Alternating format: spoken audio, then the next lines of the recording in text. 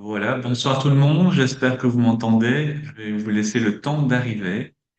Je vous souhaite à tous, à toutes, pardon, et à tous la bienvenue au webinaire de Sorel. Je ne me vois pas, c'est très perturbant, très perturbant quand je parle, mais ce n'est pas grave. J'espère que vous vous apprêtez à passer d'agréables fêtes de fin d'année et et vous avez plein de projets pour l'année nouvelle qui s'annonce. S'il n'y a pas longtemps, nous fêtions le solstice de l'hiver, donc la lumière est là parmi nous et c'était un moment particulièrement magique. Donc, je vais vous proposer, avant de commencer le webinaire, de nous faire un tour d'horizon des cadeaux que vous avez demandés pour l'année nouvelle. Ou peut-être, non, on va changer de sujet. Quelles sont vos bonnes résolutions pour l'année 2026? Dites-moi un petit peu ce que vous avez choisi de faire en 2026. Qu'est-ce que vous avez comme projet, à part évidemment une super formation avec Sowell Formation. Je vois qu'il y a plein de gens. Nada, bonsoir tout le monde. Je vous souhaite à tous la bienvenue. Donc, vous pouvez répondre sur le chat, hein. Quelles sont vos bonnes résolutions? Aucune, tout d'abord. Faire un projet, oui, mais quel projet? C'est surtout ça dont on a envie de parler. Bonne question. Parce que les résolutions, il faut savoir combien de temps on les tient. M'écouter, ça c'est joli. On va s'écouter. Bonsoir. Réussir un concours. Ah, ça c'est félicitations. Oui, ça c'est une belle idée. Moi, je me rappelle de beaucoup d'amis avec qui on avait trouvé le bonheur, trouver du sens, profiter de la vie. Ça aussi, Anne-Catherine, c'était un beau projet. Apprendre, ah, là, ça va trop vite. Je n'ai pas vu tout le monde. Attendez, je retourne sur le chat pour voir un petit peu plus. Apprendre, apprendre et apprendre. Santé et travailler sur mon bien-être. C'est des beaux projets, ça. Si vous cherchez un psychologue, ça, c'est assez drôle comme résolution. Ne pas prendre de résolution pour éviter de mettre la pression. Mais c'est une bonne idée, hein? C'est une bonne résolution de ne pas prendre des résolutions. Alors, est-ce que le webinaire sera enregistré? Oui. Est-ce que vous aurez un replay? Oui. Et par contre, tant que j'y suis, j'annonce tout de suite aux ceux qui veulent des certificats, nous ne faisons pas de certificat de participation pour ceux qui participent à ce webinaire. Me remettre en forme et faire moins de choses, faire mieux les choses, c'est une très bonne idée, Valérie, je trouve. Voilà, je pense que tout le monde est arrivé désormais sur le webinaire. Bienvenue à tout le monde. Toute l'équipe de Sowell est heureuse de vous accueillir. Sowell est un organisme de formation, je vous le rappelle. Je vous invite à le découvrir sur le site internet. Sowell, donc, est un organisme de formation associé à l'Université Miguel de Cervantes de Valladolid, qui organise tout au long de l'année un certain nombre de webinaires, mais aussi des DU universitaires, dont plusieurs qui sont présidés par l'orateur de ce soir, qui est Alain Héril. Je vais vous présenter Alain Héril. Alain Héril est psychanalyste, écrivain et formateur depuis plus de 30 ans. D'ailleurs, il est un peu inutile de le présenter parce qu'il est fort connu et fort célèbre, mais bon, c'est toujours un plaisir pour moi de le présenter. Il est intervenu notamment dans l'université de Paris 8, il est intervenu en université de Bourgogne, il est professeur émérite à la faculté HEC de Moscou, il est professeur évidemment à l'université de Valladolid. Donc, c'est un homme à de multiples facettes et il a écrit aussi de multiples livres. Je vous invite d'ailleurs à découvrir les livres et à les commander tout de suite, non pas chez Amazon, mais chez votre libraire qui est tout près de chez vous parce qu'il faut faire vivre les gens qui sont près de chez nous. Et faire vivre un libraire, c'est déjà une deuxième façon de découvrir le monde. Alors, Alain, je suis vraiment heureux de t'accueillir ce soir. Aujourd'hui soir, tu vas nous parler du harcèlement. Je trouve que c'est un sujet important. Je te remercie vraiment beaucoup. Et on a décidé de choisir de te demander de parler de ce sujet parce que, pour rappel, Sorel organise un DU en psychotraumatisme qui commence le 9 mars, donc c'est dans 3 mois. Et tu diriges ce DU. Je pense que c'était vraiment une belle façon de terminer l'année en beauté avec toi. Donc, Alain, merci beaucoup. Je te cède la parole. Je coupe mon micro, je coupe ma caméra, mais je suis là près de vous et je vous écoute. Merci beaucoup Fabrice. Avec plaisir.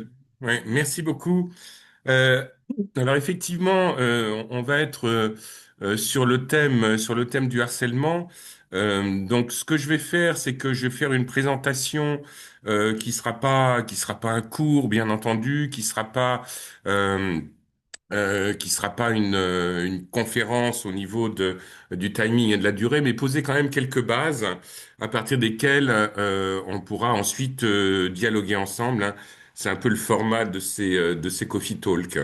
Alors, pourquoi le harcèlement il est présent et qu'il a sa juste place par rapport à la question du psychotraumatisme, hein, un psychotraumatisme qui est donc ce qu'on va développer dans ce diplôme universitaire européen qui démarre en mars, parce que évidemment, comme vous vous en doutez, la question du harcèlement et pour les personnes qui sont harcelées, il y a là un élément traumatisant évident et que le harcèlement peut entraîner chez les victimes de harcèlement tout ce qui est de l'ordre du psychotraumatisme, c'est-à-dire des situations de sidération, des situations de perte de repères, des situations de perte de confiance en soi, des situations de perte de l'estime de soi-même, et que il peut y avoir des conséquences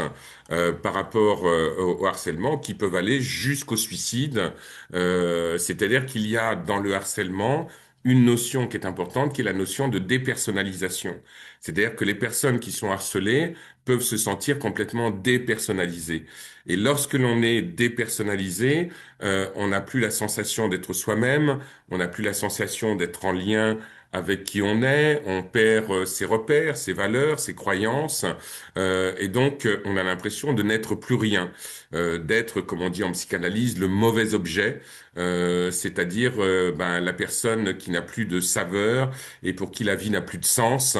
Et donc ça peut entraîner soit à des situations, dans le pire des cas, de suicide, de tentative de suicide, ou soit des sensations d'état dépressif, d'état anxieux, d'état angoissé. Et donc on est tout à fait dans le registre du stress post-traumatique. On va retrouver exactement les mêmes choses avec une incidence sur la santé psychique, sur la santé physique aussi, avec des sensations de fatigabilité extrêmement accrues, avec des problématiques d'insomnie. Donc voilà, la liste est longue de l'impact du harcèlement sur la personne qui est harcelée. Et donc, par rapport au harcèlement, déjà, on peut se poser la question de qu'est-ce que c'est que le harcèlement. Et le harcèlement, en général, c'est le harcèlement en général, c'est une personne qui peut être harcelée par une autre personne, mais qui peut être aussi harcelée par un groupe. Et donc, dans les notions de harcèlement, c'est quelqu'un qui va être, je dirais d'une certaine manière, pris en otage par quelqu'un d'autre et qui va se servir du processus d'harcèlement pour tenter de détruire la personne, et comme son nom l'indique, avec une insistance, une permanence, une réitération continuelle de tentatives de démobilisation de la personne. Et quand je dis démobilisation, le mot est faible. Bien entendu, il y a une tentative de déstructuration de l'autre. Donc le harcèlement s'inscrit dans la longue liste des attitudes perverses. Donc il y a quelque chose où effectivement la personne harcelée va vivre, va être une victime d'un processus pervers. Le harcèlement est un processus pervers. Soit c'est un processus qui est en lien avec une personne, soit c'est en lien avec un groupe vis-à-vis d'une personne ou un groupe vis-à-vis d'un autre groupe. Et donc l'idée du harcèlement, qui est le fondement même de la perversion, c'est d'arriver à détruire l'autre. Alors, il y a plusieurs formes. Soit on va malmener l'autre, faire en sorte qu'il soit mis à mal dans son organisation psychique, relationnelle et émotionnelle. Soit il y a quelque chose qui cherche à détruire l'autre, à l'atteindre, et voire même parfois à l'atteindre de manière physique. ou soit, dans le pire des cas, il y a une entreprise de dépersonnalisation, faire en sorte, comme je le disais tout à l'heure, que la personne qui est harcelée soit une personne qui ne sache plus qui elle est. Donc il y a un élément qui est important dans la dépersonnalisation, c'est effectivement le fait, non seulement qu'on ne sait plus qui on est, mais qu'on a perdu ses repères et qu'on a perdu les repères qui sont les repères que l'on a par rapport à ce qui fait notre vie, à ce qui fait le sens même de notre vie. La question du sens, elle est très importante dans le harcèlement, parce que la personne harcelée, la plupart du temps, elle a l'impression d'être dans un mécanisme orchestré par un autre ou orchestré par des autres, dans un mécanisme où tout devient insensé. Et dans cette dimension d'insensé, il y a quelque chose en nous qui, naturellement, quand on est face à l'insensé, cherche à donner du sens à l'insensé. Et donner du sens à l'insensé, par essence même, c'est quelque chose qui est impossible. Donc la forme que va prendre le harcèlement s'inscrit chez un sujet, le secoue et peut le mettre face à une situation où tout sens est perdu. Et nous ne pouvons pas, en tant qu'être humain, vivre sans sens. Et donc parfois, le sens que l'on donne au harcèlement, c'est même parfois le fait de s'identifier au harcèlement. C'est ce qu'on appelle l'identification à l'agresseur. Et l'identification à l'agresseur, c'est très clairement de dire, mais s'il me fait ça, s'ils me font ça, c'est qu'il doit y avoir une raison. Et que donc cette raison-là, je ne la connais pas, même si j'ai mal, même si je souffre, même si je suis complètement déstabilisé, même si psychiquement c'est le désordre complet à l'intérieur de moi, même s'il y a de l'angoisse, il y a peut-être une raison pour laquelle on me fait ça. Donc de fait, on a des personnes qui vont donc donner raison au harceleur pour tenter de donner raison, de donner un sens à ce qu'ils sont en train de vivre, même si ce qu'ils sont en train de vivre est absolument insupportable.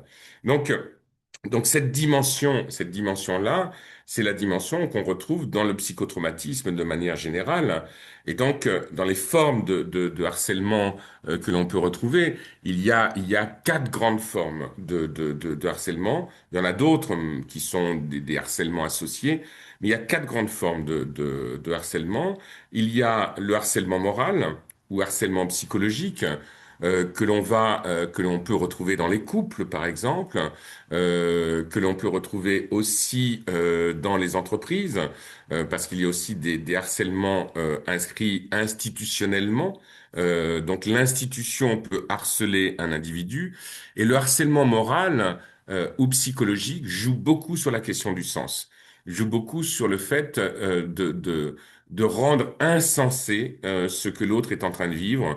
Voilà. Donc on peut avoir ça dans certaines formes de burn-out, mais aussi le harcèlement peut s'inscrire dans le bore-out, c'est-à-dire dans le fait d'être que son travail n'a plus de sens, que son travail est constitué par de l'ennui, par quelque chose où on ne sait plus pourquoi on est là, et donc de fait, l'individu qui se dépersonnalise dans le harcèlement, l'individu qui ne sait plus qui il est quelqu'un qui va perdre la mainmise sur sa vie.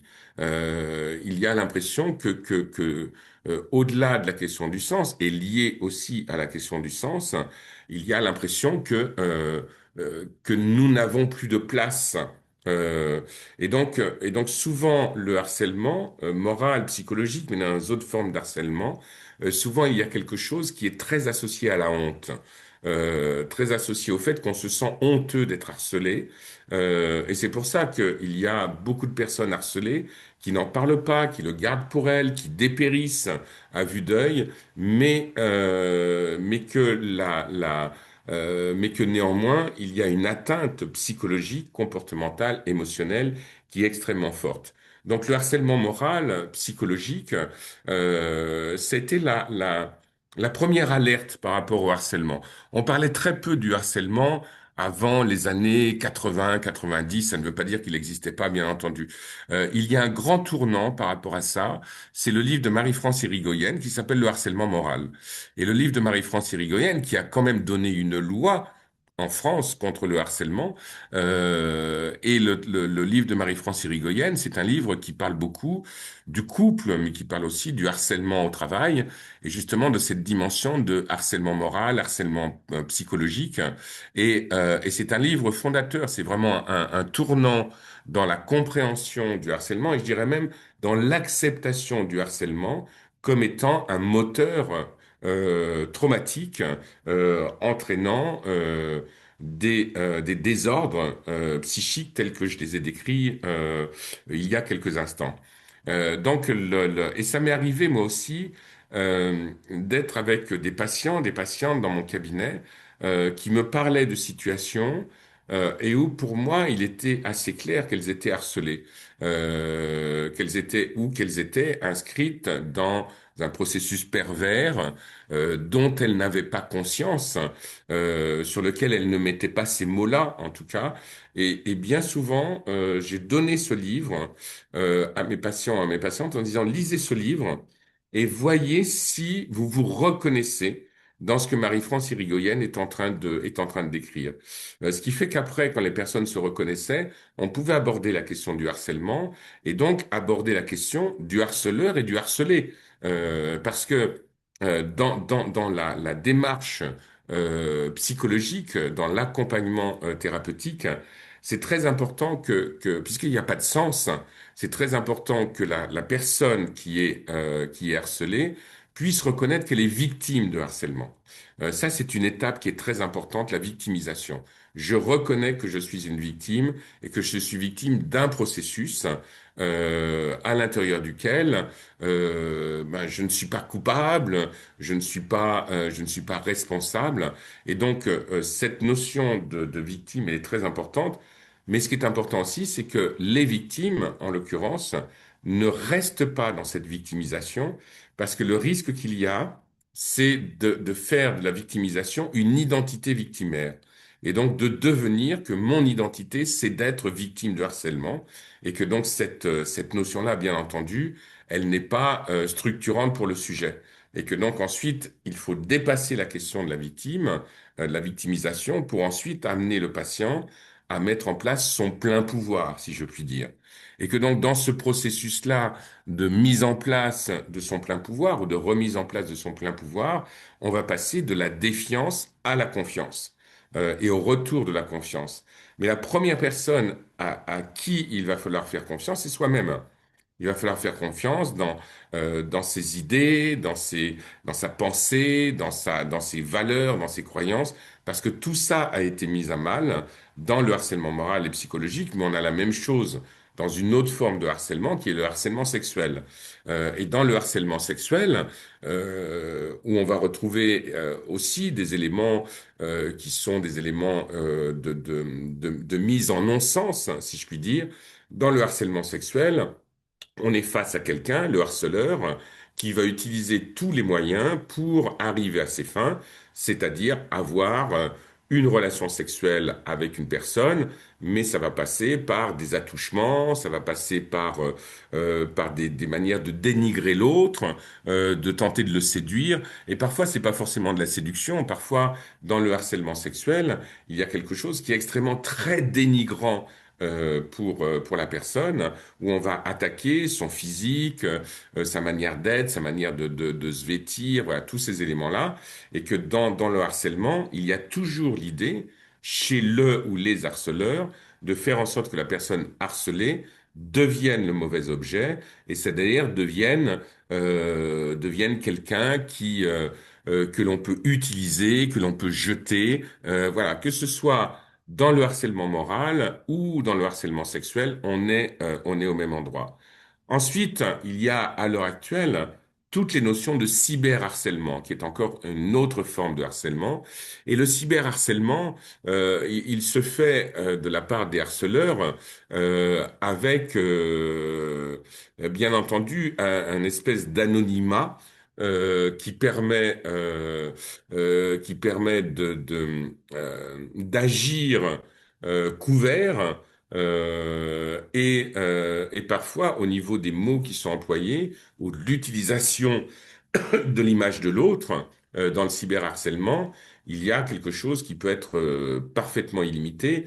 On sait très bien que le cyberharcèlement, par exemple, il est présent chez les adultes, mais qu'il y a beaucoup d'ados qui sont cyberharcelés, dont l'image est transformée, est volée et exposée aux yeux de tout le monde. Donc on revient à la question de la honte, de nouveau. Il y a tout ce qui est de l'ordre du revenge porn, et où bon on va utiliser l'image de quelqu'un, on va utiliser l'intimité de quelqu'un, l'exposer aux yeux de tout le monde pour se venger, du fait d'avoir été quitté ou du fait que l'autre n'ait pas accepté ce qui avait été demandé par le harceleur, ou alors ça peut être une manière d'exclure l'autre, de le rejeter, voilà. Parce que quand on est victime de harcèlement, il y a une atteinte qui est faite, et je reviens là-dessus parce que ça joue sur tous les terrains, harcèlement moral, sexuel ou le cyberharcèlement. Ce qui va se mettre en place, c'est une attaque contre une notion importante dans nos fonctionnements humains. C'est une attaque contre notre notre nécessité d'appartenir. Je pense que la plupart d'entre vous connaissent très bien la pyramide de Maslow. Et dans la pyramide de Maslow, c'est une pyramide sur les besoins fondamentaux de l'être humain. Il y a des besoins fondamentaux à la base de la pyramide qui sont effectivement le fait de manger, de boire, de répondre à ces besoins primaires fondamentaux. Mais plus on monte, plus il y a d'autres besoins qui sont là. Et le besoin d'appartenance est un besoin fondamental de l'être humain. Appartenir à un groupe, appartenir à un clan, appartenir à une société, appartenir à une association. Et puis je dirais même, de façon plus globale, appartenir à l'humanité, à l'humanité. Donc à ce qui est de façon très importante, le fait que nous appartenons toutes et tous à la même race et que la race humaine, qui est la nôtre, elle nous constitue en tant que sujet. Et donc, dès qu'on va harceler quelqu'un et qu'on va l'attaquer sur son origine ethnique, dès qu'on va l'attaquer sur la couleur de sa peau, dès qu'on va l'attaquer sur des terrains qui vont le discriminer en tant que sujet, c'est une manière de le faire sortir de cette dimension d'appartenance et donc de le ramener à un individu qui n'a non seulement pas d'appartenance, mais qui n'a pas donc de reconnaissance de la part des autres. Et le harcèlement, quand ça recherche dans le harcèlement une volonté de mettre l'autre plus bas que terre, donc cette notion de dépersonnalisation dont je parlais tout à l'heure, on a des personnes qui sont exsangues, des personnes qui sont dans l'incapacité de se reconnaître en tant que sujet parce qu'elles ont été tellement malmenées par le processus de harcèlement qu'elles ne savent plus qui elles sont et elles ne savent pas où elles sont et à quoi elles appartiennent. Donc c'est pour ça que les personnes harcelées, la réparation, si je puis dire, elle se fait aussi par un retour au collectif, un retour à la possibilité du collectif et un retour à la possibilité de nouveau de revenir dans le rang de l'humanité.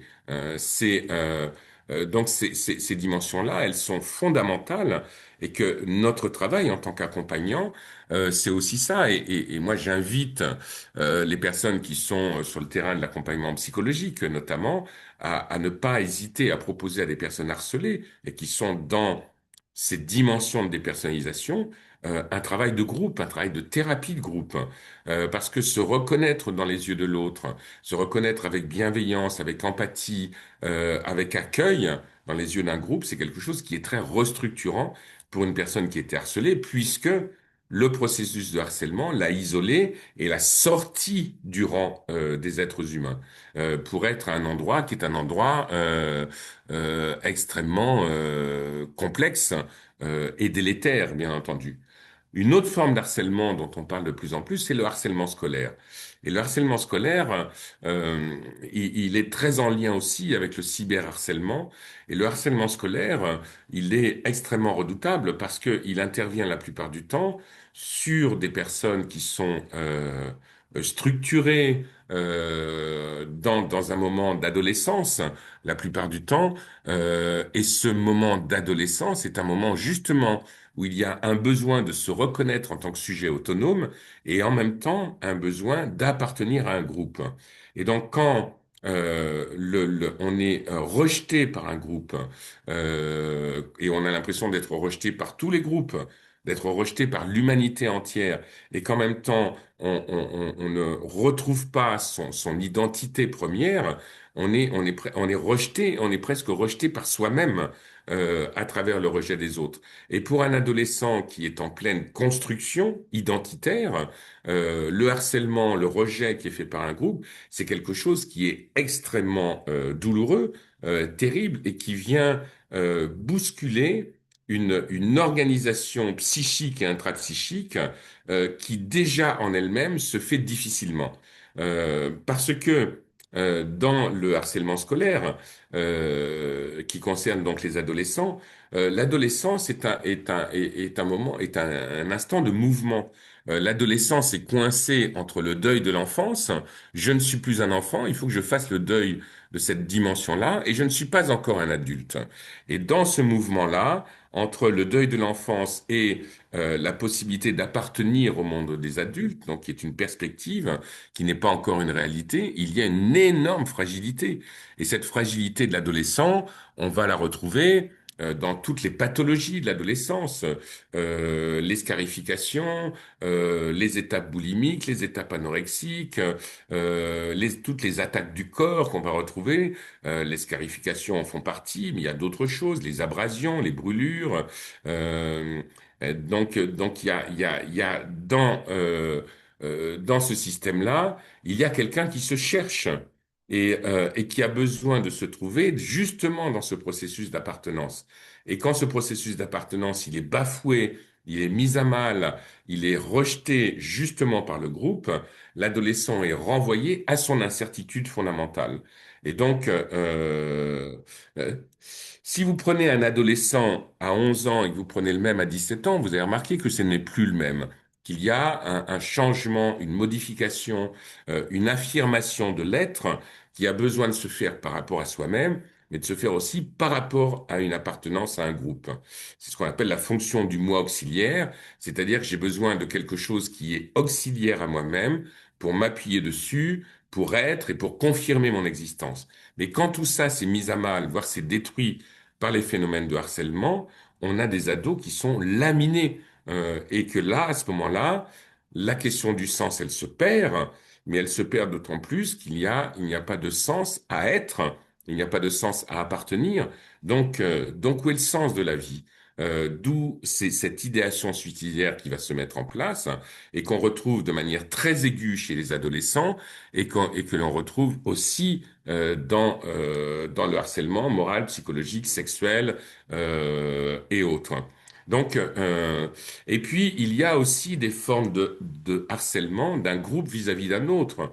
Le racisme, par exemple, est la source de systèmes de harcèlement. C'est-à-dire, comme je disais tout à l'heure, attaquer quelqu'un sur son appartenance religieuse, son appartenance ethnique, voilà, et en faisant en sorte que cette personne soit bannie du rang des autres humains, c'est quelque chose qui est d'une violence extrême et qui va laisser des traces, forcément. Ça, il ne peut pas en être autrement.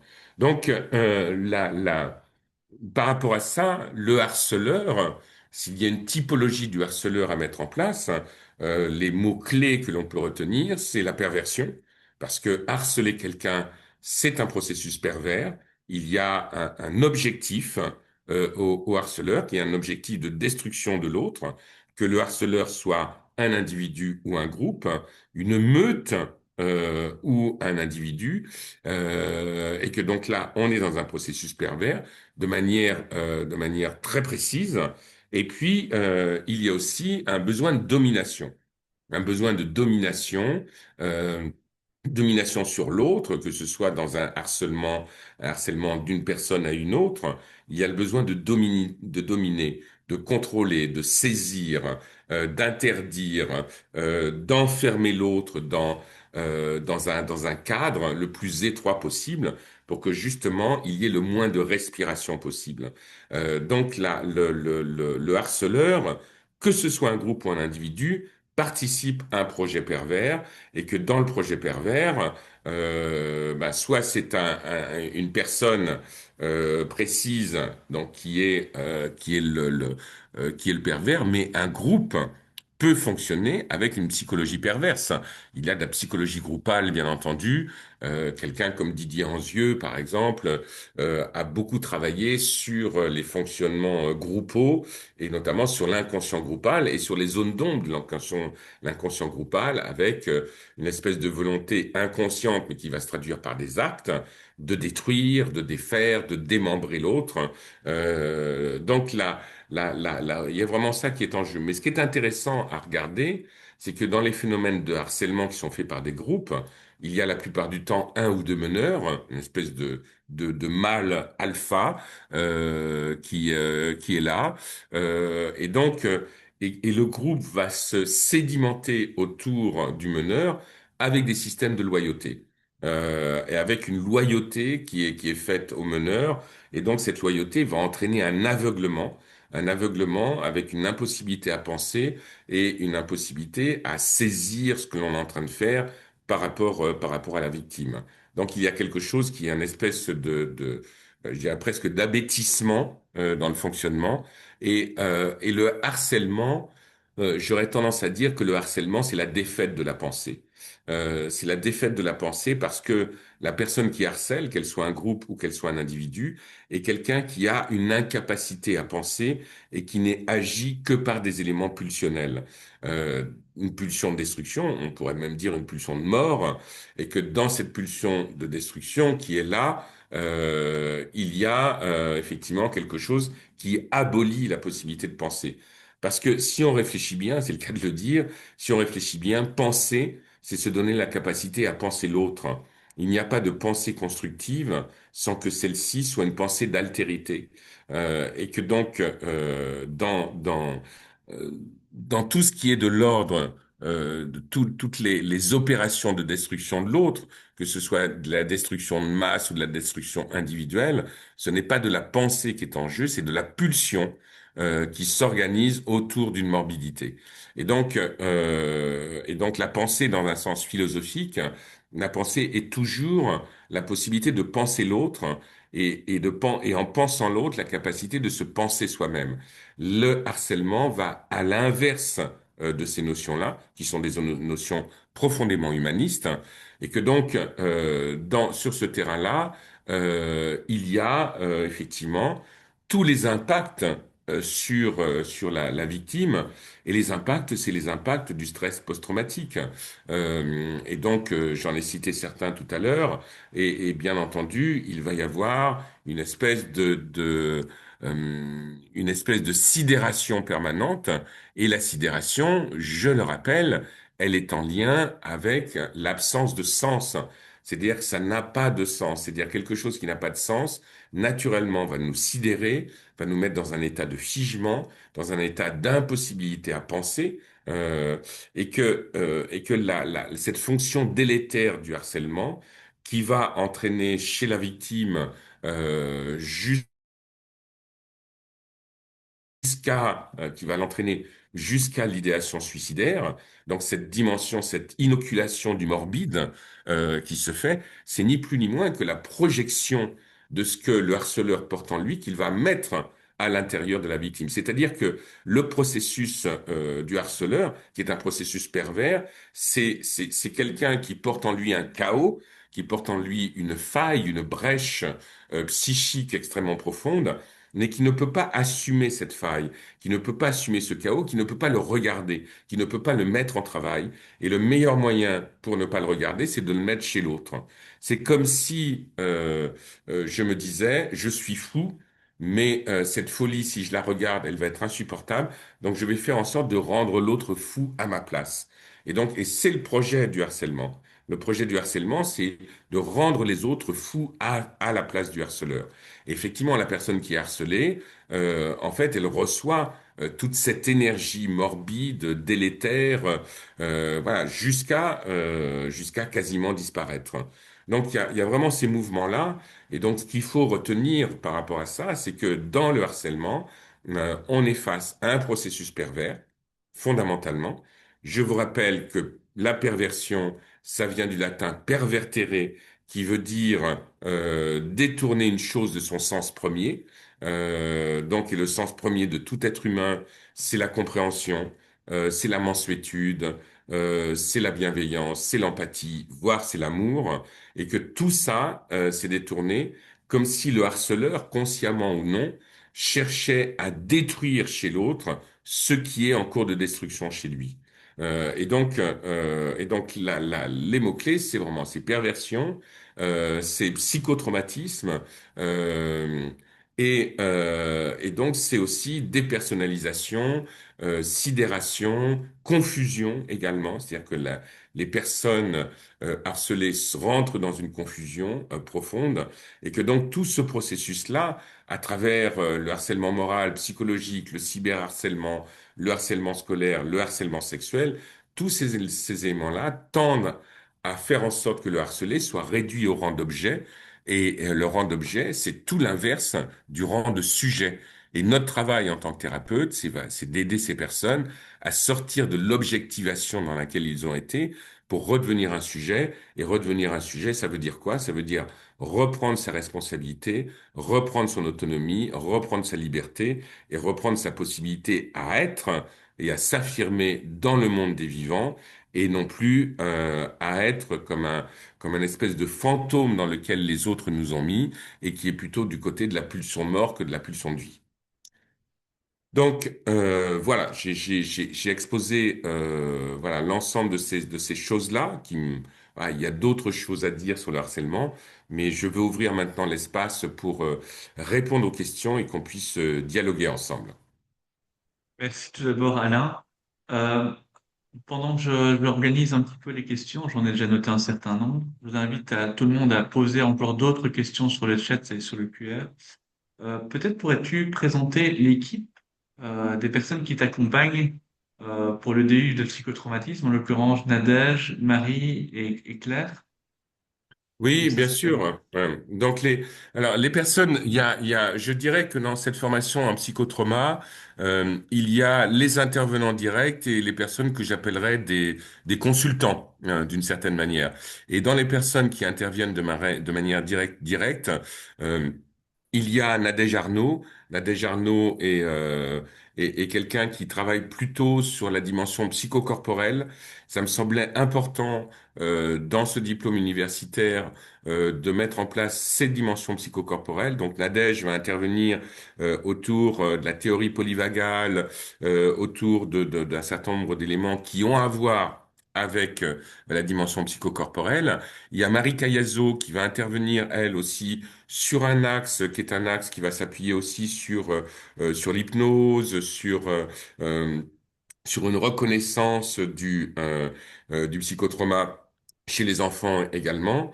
Et puis il va y avoir une autre personne qui vient de rejoindre ce DU qui est encore en cours de construction. Je l'ai pas encore achevé complètement. C'est Evelyne Joss. Evelyne Joss va donner un cours sur le psychotraumatisme et le MDR. Donc sur comment le MDR peut aider à dépasser un certain nombre de psychotraumas. Donc c'est une enseignante aussi dans ce DU. Et il y a deux autres personnes qui vont intervenir sur ce DU. C'est une association qui s'appelle Résilience K, est une personne qui travaille beaucoup sur le psychotraumatisme et sur les capacités de résilience. Donc les personnes qui ont travaillé avec Boris Cyrulnik notamment. Donc il y a Lauriane Casabianca qui en fait partie. Voilà, Marie Vataneya, qui en fait partie également, qui sont aussi des personnes qui, eux, vont donner un cours en visio directement. Et puis, il y a des personnes que j'ai pris comme étant des consultantes et qui vont à intervenir sur des aspects un petit peu niche par rapport au psychotraumatisme pour essayer de bien comprendre les aspects du psychotraumatisme. Et dans ces personnes-là, il y a Cathy Félix, qui est une personne qui a travaillé avec Berceli sur le TRE. Il y a Isabelle Lepeuch qui va venir expliquer ce qu'est la somatic experiencing de Peter Levine. Et donc ces personnes-là, bon, elles vont apporter un regard d'expert sur un des aspects du psychotrauma. Ouais, et l'idée, c'est vraiment d'aborder le psychotraumatisme de manière la plus complète possible et de regarder effectivement ce qu'est le psychotrauma, de pouvoir le définir, et puis les impacts du psychotrauma sur l'organisation psychique et sur le corps, et aussi de comment on peut accompagner ça. Parce que le thème du DU, c'est comprendre et savoir accompagner les psychotraumatismes. Donc on est vraiment sur ce registre-là, un registre théorique associé avec un registre qui est un registre pratique aussi. Et là, actuellement, Nadège Arnaud, elle vient juste aujourd'hui de terminer des vidéos pratiques. C'est-à-dire que là, dans ce DU, on va avoir quelqu'un qui va montrer des pratiques corporelles que les étudiants, les étudiantes pourront faire eux-mêmes, pourront s'approprier pour ensuite éventuellement les retravailler avec leurs patients et leurs patientes. Donc voilà dans l'ensemble les personnes Merci. qui seront présentes dans ce DU. Et puis bon, je vais aussi être présent bien entendu et notamment sur des aspects théoriques plus psychanalytiques comme le traumatisme de la naissance par exemple, les dimensions de l'inceste et de l'incestuel, tout ça sera vu. Et juste pour terminer, parce que ça me paraît important, en tout cas moi c'est un de mes axes de travail, il y a un module qui sera consacré essentiellement au psychotraumatisme et à l'art. Donc il y aura un module autour du travail de peintre et comment effectivement dans la peinture, certains peintres ont représenté des éléments traumatiques et on va travailler aussi sur la littérature. Donc il y aura des textes littéraires qui seront lus, des textes très actuels, comme des extraits de Triste Tigre de Neige Sino, mais des choses plus anciennes, comme Dostoïevski, Kafka, par exemple, où il y a des textes qui racontent le trauma de manière directe ou indirecte. Il y a un texte sublime sur le trauma, c'est La Métamorphose de Franz Kafka, voilà, qui est très en lien avec ce que son père a pu lui faire subir. Voilà, pour présenter le DU le plus brièvement possible, hein.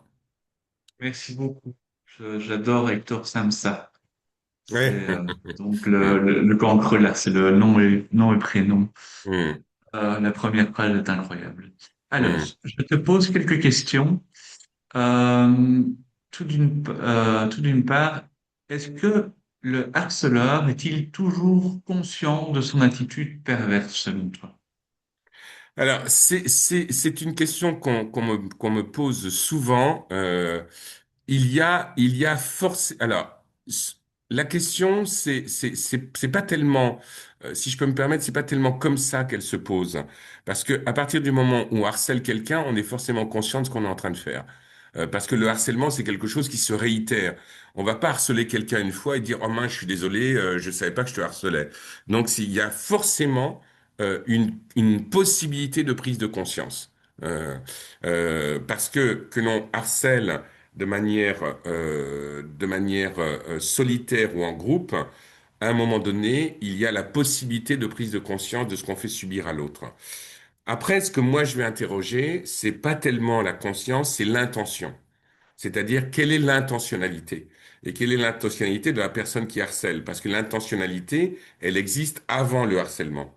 Et donc, quand il y a un projet de harcèlement, quand il y a presque ce qu'on pourrait appeler donc une préméditation harcelante, là, ça raconte autre chose.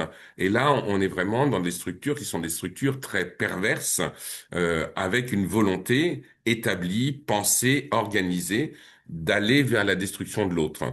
Donc, il y a forcément toujours la possibilité d'une conscience. Je ne vois pas comment quelqu'un qui va faire par exemple, du cyberharcèlement, qui va publier des photos de quelqu'un sur le net, ou qui va publier des déformations de cette personne, parce que maintenant on peut faire des fake news, on peut faire des fake vidéos avec l'intelligence artificielle.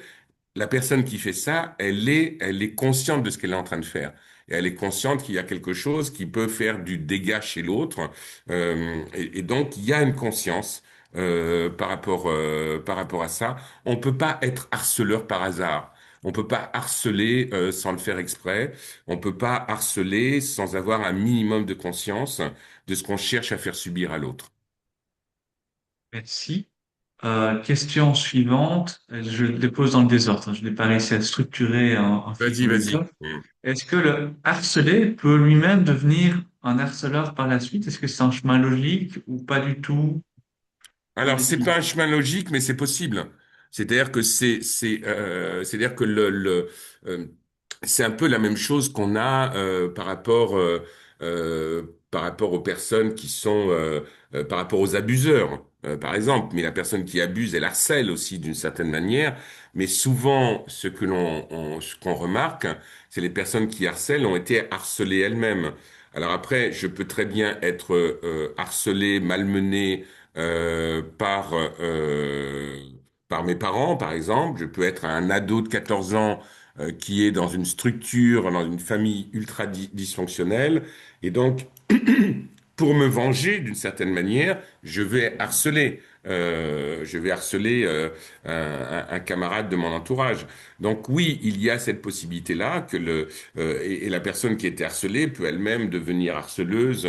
Bien sûr que c'est possible, hein.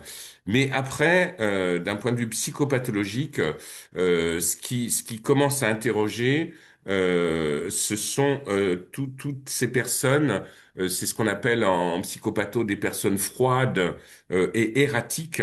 Ce sont les personnes qui mettent en place des systèmes de harcèlement sans avoir été harcelées elles-mêmes. Donc là, il y a une espèce de conscience froide de la volonté de destruction de l'autre. Voilà. Mais heureusement que les personnes qui sont harcelées ne deviennent pas toutes harceleuses. Hein. Évidemment, c'est pas une opération systématique. Et ensuite, moi, je poserais la question de la participation des témoins de harcèlement. C'est-à-dire que de voir comment parce que souvent, moi, c'est des histoires que j'ai eu à traiter en cabinet. Quand il y a quelqu'un qui est harcelé dans un lycée, dans un collège, souvent il y a des témoins du harcèlement. Qu'est-ce qui fait que ces témoins se taisent? Qu'est-ce qui fait que ces témoins ne réagissent pas? Et parfois il y a presque l'idée de se dire bon bah c'est l'autre qui a harcelé, c'est pas moi, donc je laisse faire. Donc voilà, il y a une espèce de couardise par rapport à ça qui est quand même assez stupéfiante et qu'on va retrouver aussi dans des systèmes qui sont pas estampillés harcèlement en tant que tels, mais qui sont des systèmes d'abus, par exemple. Donc et avec l'idée d'une espèce de banalisation du harcèlement, comme si finalement c'était pas grave.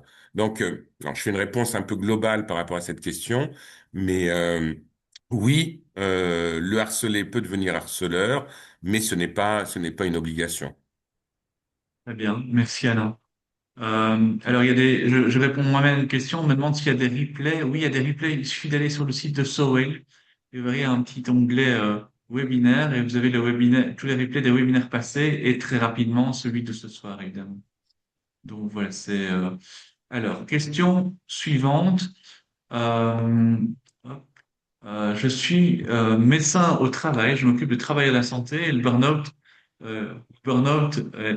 comme le harcèlement moral, sont omniprésents. Hum. Malheureusement, il n'y a pas de réglementation pour y faire face. Et les médecins du travail se trouvent souvent démunis. Comment accompagner le personnel de santé face à ce fléau? Alors, c'est quelqu'un qui est dans quel pays? Je ne sais En pas. France? À mon avis, Parce non. que Oui. Parce que en France, le harcèlement, il est punissable. Encore faut-il le reconnaître, le harcèlement. Moi, je pense que, alors, je sais pas, en Algérie, d'accord, mais je sais pas ce qu'il en est à l'heure actuelle. Mais personnellement, il y a quelques années, j'ai formé au harcèlement euh, une grande partie du personnel encadrant du Crédit Lyonnais et où ça faisait partie des obligations des entreprises et je crois que c'est dans la loi, de former en son sein les responsables au harcèlement. Et donc moi, ça a été mon travail, hein, j'ai fait sur de nombreuses personnes, de les former à la reconnaissance du harcèlement. C'est-à-dire que c'est un travail de psychopathologie, et on est vraiment dans la question du stress post-traumatique, de la reconnaissance de ça, mais c'est une reconnaissance dans le travail. Hein. C'est-à-dire que c'est important de dire que le burn-out, c'est une dépression professionnelle. Donc c'est une dépression qui a ses spécificités dans le cadre du travail, mais c'est pas la même chose qu'une dépression qui se passerait dans un espace privé. Donc euh, donc là, eh ben, faut faire intervenir des professionnels euh, pour former le personnel à la reconnaissance. Il y a urgence par rapport à ça, que ce soit dans les entreprises, mais je dirais presque que le phénomène institutionnel en lui-même porte en lui-même un risque de harcèlement. Et lorsqu'il y a une entreprise qui est organisée autour d'un management par le stress, là, ça laisse le lit à la possibilité du harcèlement. Alors, il y a de nombreuses questions, évidemment. Hein, on ne pourra pas y répondre tous. Il y a d'ailleurs une des participantes qui te demande si tu ne te sens pas harcelé tellement elle assiste comme d'autres à tes cours. Donc, c'est Mais par sa présence. merci de cette question, mais si je suis harcelé, c'est un harcèlement plutôt agréable. Et je dirais que c'est un harcèlement que j'ai choisi. Hein. Donc là, on n'est plus dans le harcèlement puisque très sincèrement, hein, c'est pas une formule, mais moi, dans le travail que je fais, je reçois autant que je donne et parfois je reçois plus que je donne. Donc c'est quelque chose qui m'alimente, voilà. Non, non, sincèrement, je me sens pas harcelé, voilà, et je peux me sentir fatigué, mais pas harcelé. Hein, c'est bien entendu. Je sais pas qui dit ça, mais bon, merci à cette personne de prendre soin de ma santé psychique, mais ça va bien.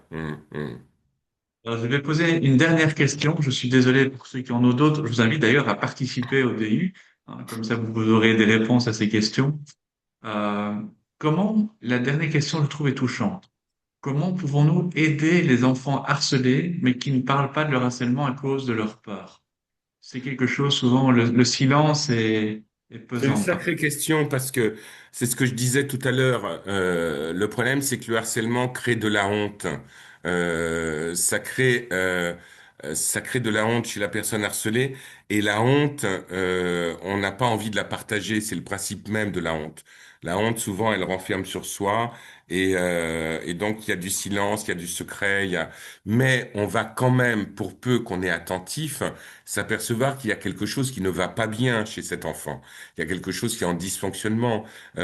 Souvent, va s'intérioriser, va devenir mutique, va quitter ses sphères d'intérêt pour les remplacer par rien du tout la plupart du temps. Il va y avoir aussi des problèmes d'insomnie, des problématiques avec la nourriture, de la dyspraxie, de la dyslexie. Voilà, donc il y a tout un tas de signaux qui doivent alerter les éducateurs et qui doivent alerter les parents. Donc à ce moment-là, l'enfant, s'il ne parle pas, mais si on repère ces signaux-là, il faut que l'enfant consulte. Il faut l'amener auprès d'un psy, auprès d'un pédiatre, auprès de quelqu'un avec qui cet enfant parlera. C'est parce que la honte que l'on ressent à être harcelé, et c'est le projet des harceleurs, la honte que l'on ressent fait que dans l'univers familial, cette honte-là, on la pose pas. Et souvent, c'est non, non, ça va, tout va bien, je gère, il n'y a pas de problème. Mais quand on est dans un espace thérapeutique, il y a là, à ce moment-là, la possibilité de parler, de délivrer cette parole-là. Et en tout cas, le travail des professionnels, c'est d'aider l'enfant à ce que cette parole, elle se délivre. Mais si la parole ne se délivre pas, il y a des médias que l'on peut utiliser. La peinture, le dessin, le jeu, voilà, qui sont des manières aussi de dire qu'on est harcelé à travers des éléments symboliques. Et ça, c'est le travail des pédopsies, des pédopsychiatres, voilà, pour essayer de comprendre et dire à l'enfant, je te comprends, je sais ce qui se passe pour toi. Et à partir du moment où il y a ce je sais bienveillant et structurant qui est posé, en général, il y a quelque chose qui se délivre chez l'enfant. Eh bien, écoute, Alain, merci beaucoup. pour ce magnifique exposé. Je vais te poser une question en plus. Et toi, Oui. quelles sont tes résolutions pour 2026? Ah, ah, ah. Alors, mes résolutions pour 2026, euh, c'est, c'est, euh, c'est de travailler moins et de continuer à travailler avec autant de joie, autant d'enthousiasme et continuer à être nourri par le travail que je fais parce que moi j'ai une chance inouïe, c'est que je fais un travail qui est un travail qui s'appuie sur une passion et que donc il faut juste que je fasse attention est-ce que cette passion ne me dévore pas trop?